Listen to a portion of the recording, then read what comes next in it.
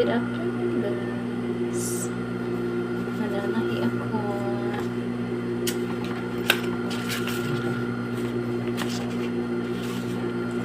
Nasa taas na pala ako ngayon, guys. Buhat ng makina ni Roy Pertin ata. O, Diyos. Pero napisa akong ulo. Bagay ko ng ulo. May angat na ko. Pwede mong paakyat sa hagdan. Mga santo. O, diba? Ganda ng aking trabaho. Pag ako inantok, hihiga doon. Nindot ni na natin rin magtrabaho sa kwarto ba? Okay. Ready to ano na. Ready to sleep. Diba? Yan.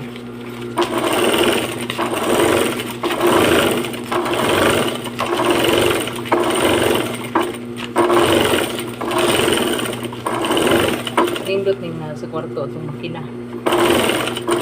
Eh, pati unta katugon, higda na lang kayo dito. Charot lang. Dito. Nindot diri kay hayag ba? Ayan bintana ko. O, diba? Tulak na din ang kurtina. Ayos, nadako kaya akong bintana. Diba? Nindot na diri. Kay butiun o katulgon. Higda na lang din dito sa kama. Kasi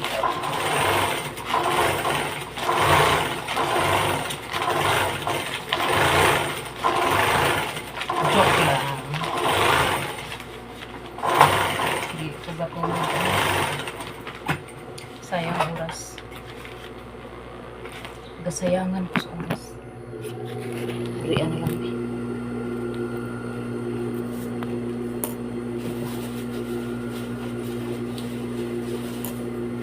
Sayang ang oras. Tulog-tulog ako. Ako'y kita. Ganahan ko doon kayang hangin ba o? Presko kayo. Presko kayo. Kita pa kong mga bird. Ay ito manggod sa silong berti init pa. Ngit-ngit pa. Ngit-ngit pa sa alkitaran. Ay ning diri tas taas. Ay perting hayaga. Sa Kimberly to asilong na ng siguro sa TV.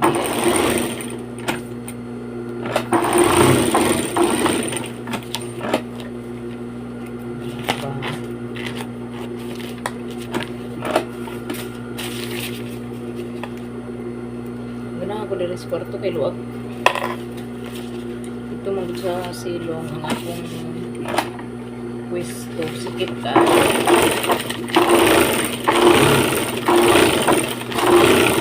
Ito ba yung kapatid?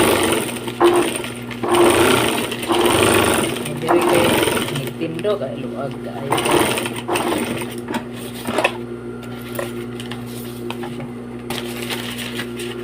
Isa kung sa orasa ko ano matulog.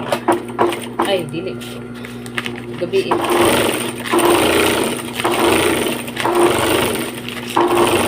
Pag-alas ko gabi pagpati ko katulog ay isa patiun katulgon higda na lang dito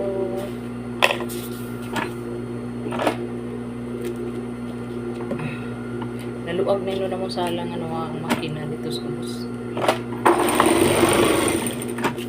ganahan mo gudanin kayo hayag kayo ngit-ngit sa silong ay